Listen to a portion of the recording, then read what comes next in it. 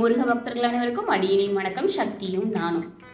எங்கள் கடையில் வியாபாரமே நடக்க மாட்டேங்குதுங்க. பொருள்கள் எல்லாம் கொண்டு வந்து போட்டிருக்கோம், ஆனால் எந்த ஒரு முன்னேற்றமும் இல்லை. எதனாலனே தெரியல, என்ன பண்ணுறதுன்னு தெரியல. இந்த மாதிரி நீங்கள் கஷ்டப்பட்டுருக்கீங்களா? அல்லது உங்களுடைய நண்பர்கள் யாராவது இந்த மாதிரி கஷ்டப்பட்டுருக்காங்களா? அவங்களுக்கு ஒரு நல்ல ஒரு வழியை நான் சொல்கிறேன்.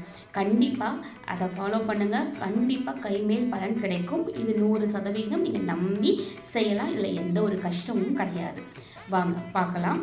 ஒன்றும் இல்லைங்க. நீங்கள் என்ன பண்ணுறீங்கன்னா, வியாபாரம் நல்லபடியாக நல்ல சிறந்து விளங்க, நல்லா நடக்க நீங்கள் பண்ண வேண்டிய ஒரே விஷயம் என்னென்னா, தேடி கண்டுபிடிச்சி பசுஞ்சாணத்துடைய விபூதி வாங்கிக்கோங்க. பசுஞ்சாண விபூதி, சரிங்களா?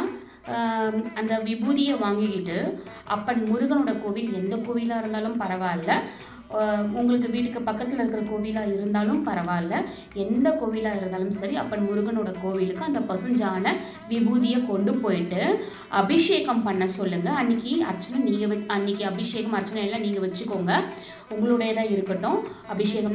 அபிஷேகம் செய்ய சொல்லுங்கள். அந்த விபூதியை வச்சு அந்த விபூதியை அப்படியே வாங்கிட்டு வந்துடுங்க.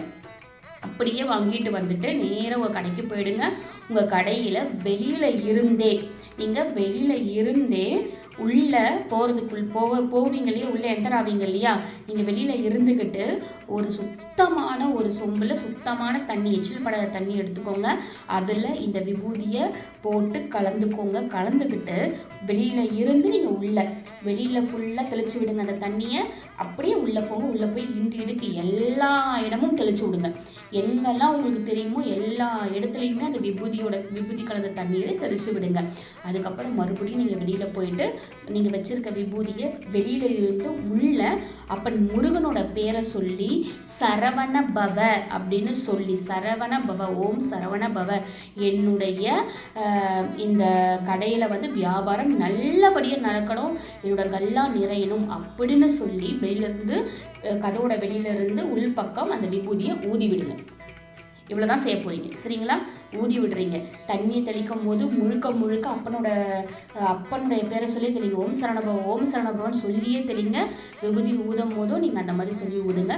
கண்டிப்பாக பாருங்கள், நல்ல மாற்றம் தெரியும், நல்ல முன்னேற்றம் தெரியுங்க. நீங்கள் அதை கைமேல் பலன் தரக்கூடியது, கண் கூட நீங்கள் பார்ப்பீங்க. முன்னேற்றம் உங்களால் நல்லபடியாக உணர முடியும். நல்லா வருவீங்க. இதை ட்ரை பண்ணி பாருங்கள். உங்களோட நண்பர்களுக்கு சொல்லுங்கள், அவங்களுக்கு பயனுள்ளதாக இருக்கட்டும். விபூதிங்கிறதுக்கு அர்த்தமே வீணா மேன்மையான, பூதினா சிறந்த செல்வம். இதை விட சிறந்த செல்வம் வேறு என்னங்க இருக்குது? எனவே அந்த இடத்தின் நிலைமையே விபூதியானது மாற்றுங்க. கூட நீங்கள் பார்ப்பீங்க, முன்னேற்றம் உங்களால் நல்லபடியாக உணர முடியும். நல்லா வருவீங்க. இதை ட்ரை பண்ணி பாருங்கள். உங்களோட நண்பர்களுக்கு சொல்லுங்கள், அவங்களுக்கு பயனுள்ளதாக இருக்கட்டும். நன்றி. ஓம் முருகா.